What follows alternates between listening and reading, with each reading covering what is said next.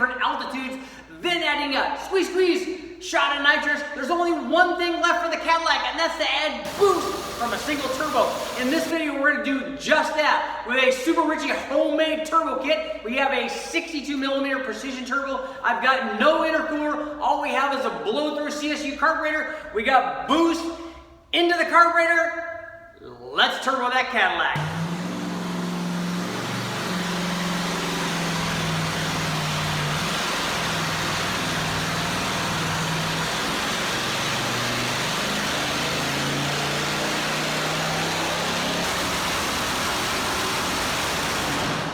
For adding the turbo to our 500-inch Cadillac motor, we had to run it in naturally aspirated trim. So we equipped it with the stock exhaust manifolds feeding a set of 2.5-inch, basically collector extensions, if you will, or exhaust pipes. No mufflers, just 2.5-inch pipe after the stock exhaust manifolds. This combination, as you remember, if you haven't taken a look at the other videos, you need to check them out. This combination was a 500-inch Cadillac. It was a mid-70s, so it was a lower compression version. We had milled the head slightly, but otherwise the head was stock. It had stock piston, stock crank, and stock rods in it. It also had a mild crane camshaft. It had an Edelbrock Performer intake manifold on it, and we had it equipped with an 850 Holley, basically an XP carburetor, but almost any carburetor would suffice at this kind of power level. So we ran the thing naturally aspirated before we added boost to it, and run in this manner. It produced 350 horsepower, 349.8, and almost 500 foot-pounds of torque, 496 foot-pounds. As you can see, it made lots of torque. We ran this thing down at 2,400 or so RPM. We couldn't run it as low as 2,000 on this combination because of the dyno just didn't want to take that kind of load down there at 2,000 RPM. But as you can see, this Cadillac was designed obviously for low-speed torque. I mean, this thing made peak torque at 3,100 RPM. It made peak power at 4,200 RPM, and you can see even if we rev it out past 4,500 RPM, it's definitely on the downside of the curve. The torque is kind of falling fast, and the horsepower would kind of nose over. But we were here to run this thing under boost. This is our naturally aspirated combination. So now let's add the turbo.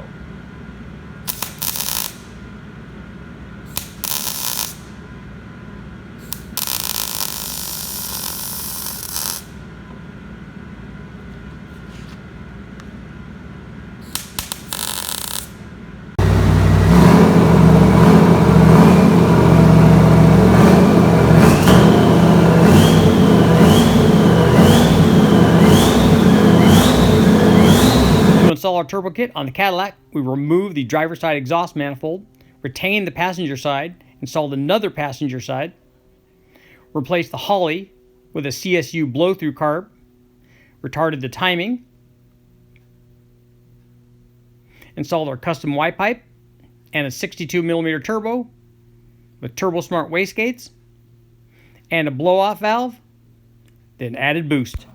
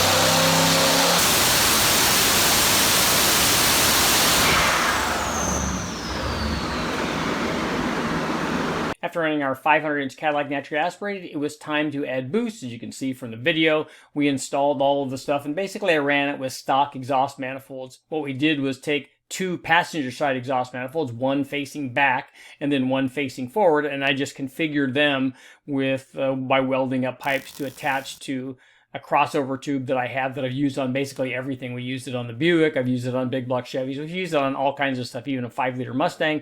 So I just configured the exhaust to mate up to that Y pipe, because with that Y pipe we have 2 TurboSmart wastegates. I have a provision to mount the turbo. We can mount basically anything that we want because we have a 3-inch V-band, and then I have a V-band to T3 or T4 or T6, whatever turbo we want to put on there. So we mounted a 62 millimeter precision turbo, the same one I ran on the K24 Honda motor. Yes, it's that versatile.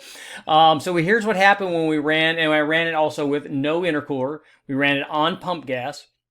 We ran it with an air fuel of kind of in the mid 11s, and we retarded the timing even further than we did with the nitrous. I backed it all the way down to 28 or 29 degrees with no intercooler, blowing through a CSU blow through 850 carburetor. So it was fairly low boost. We started out at 5.5 pounds, and here's what happened when we ran the turbo.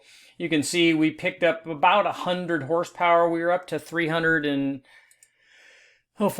350 to 447 horsepower. Peak torque was all the way up to 625 foot-pounds, and we had a slightly decreasing boost curve with this, but it had immediate boost response. We are at full boost basically on the load-in, which in this case was about 3,000 RPM, because that's where the dyno would hold this. So here's what happened when we went up in boost. I put a manual wastegate controller on it. We didn't use an electronic one. And this was about 9.9 pounds, and that kind of tapered off to about 9.5 pounds, which kind of shows me that we probably had, obviously more back pressure than we wanted. That 62 millimeter turbo obviously was not, even though it's a T4, it was not sized for a 500-inch motor. What I'm going to do here is let's take a look at the horsepower curves first, and then we can talk about that, and then we'll go to the all-important torque curves. But as you can see, this is the horsepower curve, and this is the kind of thing that you would expect when you go up in boost. So we went to 5.5 pounds or so, and we picked up almost 100 horsepower. It went from 350 to 447, and then we went up to about 9.5 pounds or so, and we went up to 542 horsepower. So, again, we're picking up about 100 horsepower for each one of these jumps in power, which is kind of good. But now let's take a look and see and you can see it's kind of following the line of the NA power curve, which it should also. We're kind of making peak power about the same RPM. So let's take a look now at the torque curve. So we'll replace our horsepower curve with a torque curve. And as you can see, when we were loading this thing in, as we go up in boost and we go up in torque production, the dyno's having to load it a little bit farther out. But we went from around 500 foot-pounds to 625 foot-pounds, all the way up to 788 foot-pounds, so near 800 foot-pounds on the load-in, which these Cadillac motors are definitely, at 500 inches, definitely known for torque. And when you add boost, especially immediate boost that the 62 millimeter provided, it had a ton of torque. But as you can see, we're already we may have not even been at the torque peak. That may have come actually earlier than this. So it would have been interesting had I been able to load that down lower. But this is actually the run that the motor broke on. So I'm not sure that this is exactly perfect, at least all the way out at the top. But this thing made a ton of torque, nearly 800 foot-pounds, and made 540 or so horsepower, and that was at less than 10 pounds of boost. So there's plenty of potential from running a turbo on this combination. So now let's take a look and see what happened after we blew it up. All right, we got some cleanup on aisle 3. Got our turbo stuff going. It was all working good, right until it wasn't. Blue water everywhere. Out of the top of there, that's not good. Sprayed up on the ceiling. Unfortunately, I didn't have my camera rolling when that happened. Dang it! I'm gonna pull the plug and see, but I'm pretty sure it at least got a head gasket or something. Always an adventure.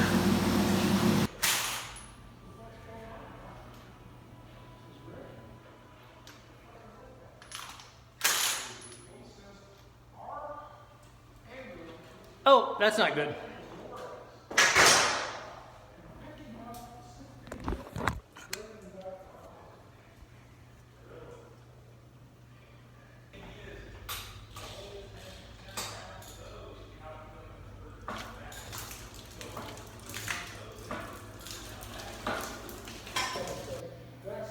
I don't think there's supposed to be water coming out of there. That one's dry. That one's dry. That one's dry. This one, she's coming out good. So this is never a good sight. Water dripping out of your tubing. It goes to your turbo. Yeah, we don't want our water injection there.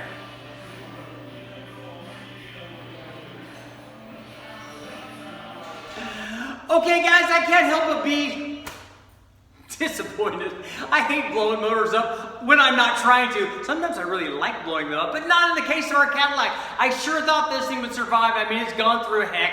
We've done a lot of dyno testing in it. I ran nitrous with it last night, and I thought adding boost from the turbo was going to be fine, and everything was going great. I did some tuning at about 5 or 5.5 pounds, and it made good power. It made really good torque, as we've come to expect from the Cadillac. I put a boost controller on there and turned it up just a little bit. It only went up to somewhere around 10 pounds. As a matter of fact, at the top of the RPM range, it was under 10 pounds. I had a safe tune in it. It had a good air feel. It didn't have very much timing. It had 91 pump gas in it. I even put a little bit of a Lucas Oil octane booster in it, just as a hedge. But that didn't stop me from losing what I think are head gaskets on both sides of this thing. I've got water coming out both sides, as you saw in the video. It's just kind of pouring out. You should have seen it, and I have to kick myself. You guys can blame me for this. It blew up, but it didn't blow up on camera. I don't have the video going for every run, and I guess in hindsight, I should definitely do that, because water blew out. You can see this thing right here. See that tower up there? Water just flew out of that and splashed everywhere in the dyno. So I've been on mop brigade cleaning this thing up, and I know I should have had the video going, but you guys got to see a little bit of the aftermath. But definitely, at least head gaskets are gone. We'll have to take it apart and find out if there's anything gone. But you know what? I blame Freiberger. He gave me a motor that was already blown up, so it found out what it was like to blow up, and now all it wants to do is blow up. I'll get it back together in time to put it in the Nova at some point, but right now I need to get ready to get the 292 all together. I have a 3800 out in the back of my truck. Got a lot of stuff going on. Time to clean this thing up.